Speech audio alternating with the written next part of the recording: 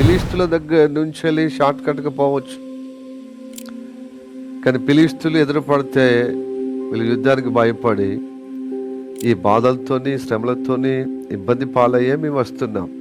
మళ్ళీ ఇప్పుడు పెద్ద సంకటంగా యుద్ధమో చూసి మళ్ళీ వెనుకకి అదే లైన్ నుంచి వస్తారని. మరియా దేని బిడ్డలారా, దేవుడు మనం ఏర్పరచుకున్నది యుద్ధం చూసి పోరాటం చూసి వెనక పోవటానికి కాదు.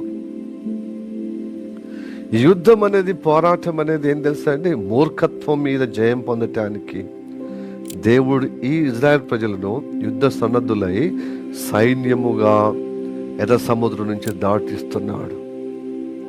బాప్తిసం ద్వారా ఎర్ర సముద్రం ఎందుకంటే మనకు యుద్ధం ఉంది. ఊరికనే ఈ మూర్ఖ స్వభావము మనలో కానీ ఎదురు వ్యక్తిలో కానీ దాని ప్రభావం మన జీవితంలో పడనివ్వకుండా ఏం చేస్తున్నాడు దేవుడు? ధర్మశాస్త్రం మీకు బోధిస్తున్నాడు.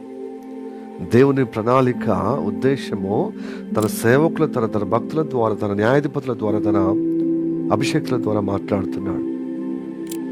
షార్ట్ కట్ కాదు క్రైస్తవం. వెంటనే రక్షణ పొందిన వెంటనే అయిపోయింది కానీ పరలోక రాజ్యం అన్నాడు. ఎందుకంటే వీరు బయటకు వచ్చిన ఐగుప్తు నుంచి బయటకు వచ్చిన వీళ్ళ హృదయంలో మాత్రం ఐగుప్తు ఇంకా మోసుకొని వస్తున్నారు.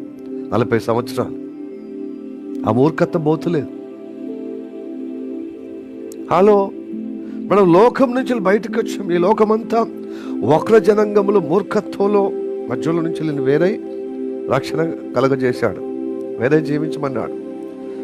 వేరే జీవించినప్పుడు వెంటనే మనకు ఈ లోకం అనే తత్వము మన హృదయంలో మన జీవితం నుంచి బయటికి పోదు. దాంతో పోరాటం చేయాలి.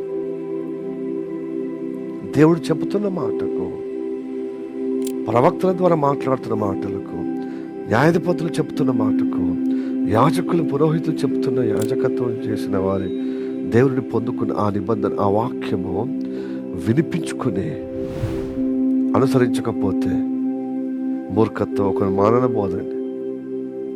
పోదు.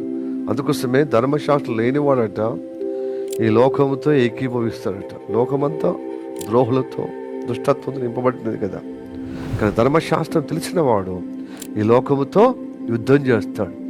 ఏంటి? ఆత్మీయ యుద్ధం, పోరాటం చేస్తాడు. Praise the Lord, hallelujah.